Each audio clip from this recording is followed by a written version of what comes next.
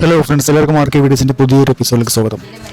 ഇന്ന് നമുക്ക് മഹാഭാരതത്തിലെ കർണൻ്റെ മോട്ടിവേഷൻ കഥ കേൾക്കാം. കർണൻ്റെ ദാനശീലം, കവചകുണ്ടലങ്ങളുടെ ത്യാഗം. കർണൻ തൻ്റെ ജീവിതത്തിൽ ഉടനീളം ദാനശീലത്തിൻ്റെ പര്യായമായിരുന്നു. കർണനെപ്പോലെ ദാനശീലം എന്നത് ഒരു ചൊല്ലായി മാറാൻ മാത്രം പ്രസിദ്ധമായിരുന്നു അദ്ദേഹത്തിൻ്റെ സ്വഭാവം. ആരൊക്കെ എന്തൊക്കെ ആവശ്യപ്പെട്ടാലും അത് നിൽക്കാൻ അദ്ദേഹം മടി കാണിച്ചിരുന്നില്ല. ഈ ദാനശീലം പലപ്പോഴും അദ്ദേഹത്തിന് വിനയായി മാറിയിട്ടുണ്ടെങ്കിലും അദ്ദേഹം അതിൽ നിന്ന് പിന്മാറിയില്ല.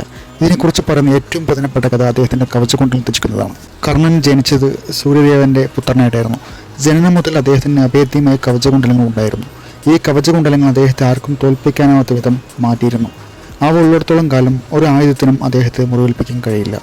കുരുക്ഷേത്ര യുദ്ധം ആസന്നമായപ്പോൾ ദേവേന്ദ്രൻ ഒരു കാര്യം മനസ്സിലാക്കി. അർജുനൻ തൻ്റെ പുത്രനാണെന്നും കർണൻ കവചകുണ്ടലങ്ങൾ കൂടിയുള്ളതിനാൽ അർജുനനെ കർണനെ തോൽപ്പിക്കാൻ കഴിയില്ലെന്നും ഇന്ദ്രന് തോന്നി. തൻ്റെ പുത്രൻ്റെ സുരക്ഷ ഉറപ്പാക്കാൻ ഇന്ദ്രൻ ഒരു തന്ത്രം ഉപയോഗിക്കാൻ തീരുമാനിച്ചു. ഒരു സാധാരണ ബ്രാഹ്മണന്റെ വേഷത്തിൽ ഇന്ദ്രൻ കർണനെ സമീപിച്ചു. കർണൻ എല്ലാ ദിവസവും സൂര്യനെ ആരാധിച്ച ശേഷം യാചകർക്ക് ദാനം നൽകുമായിരുന്നു. അദ്ദേഹം ഒരിക്കലും ആരെയും വെറും കൈയോടെ മടക്കി അയച്ചിരുന്നില്ല. ഇന്ദ്രൻ ബ്രാഹ്മണ വേഷത്തിൽ കർണന്റെ മുന്നിലെത്തി അദ്ദേഹത്തോട് ഭിക്ഷ യാചിച്ചു. അല്ലയോ മഹാദാനിയായ കർണ, ഞാൻ അങ്ങയോട് ഒരു യാചനയിൽ വന്നിരിക്കുകയാണ്. എനിക്ക് അങ്ങയുടെ ശരീരത്തിലെ കവചകുണ്ടലങ്ങൾ ദാനമായി നൽകണം, ഇന്ദ്രൻ പറഞ്ഞു. ഇത് കേട്ട് കർണൻ നെട്ടിയില്ല. പക്ഷേ ഒരു നിമിഷം ആലോചിച്ചു. തനിക്ക് ഈ കവചകുണ്ടലങ്ങൾ എത്രത്തോളം പ്രധാനമാണെന്ന് അദ്ദേഹത്തിന് അറിയാമായിരുന്നു. ഇത് തൻ്റെ ജീവൻ രക്ഷാ കവചമാണ്. ഇത് നഷ്ടപ്പെട്ടാൽ താൻ മരണത്തിലേക്ക് അടുക്കുമെന്നും അദ്ദേഹത്തിന് ഉറപ്പായിരുന്നു. കൂടാതെ ഇത് ഇന്ദ്രൻ്റെ തന്ത്രമാണെന്നും സൂര്യദേവൻ അദ്ദേഹത്തിന് മുന്നറിയിപ്പ് നൽകിയിട്ടുമുണ്ടായിരുന്നു.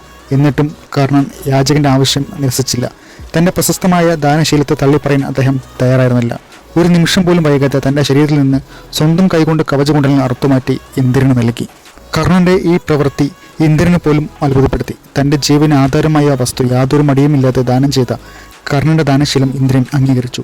ഇതിനു പകരമായി യുദ്ധത്തിൽ ഒരിക്കൽ മാത്രം പ്രയോഗിക്കാൻ കഴിയുന്ന ഏക പുരുഷ ഗാദിനി എന്ന ദിവ്യാസ്ത്രം ഇന്ദ്രൻ കർണന് നൽകി. ഈ കഥ കർണന്റെ ദാനശീലത്തെക്കുറിച്ച് വ്യക്തമാക്കുന്നു. സ്വന്തം ജീവനേക്കാളും താൻ നൽകിയ വാക്കിനും ദാനത്തിനും അദ്ദേഹം വില കൽപ്പിച്ചു. ഇത് അദ്ദേഹത്തിൻ്റെ സ്വഭാവത്തിലെ ഏറ്റവും മഹത്തായ സവിശേഷതകളിൽ ഒന്നായി കണക്കാക്കപ്പെടുന്നു.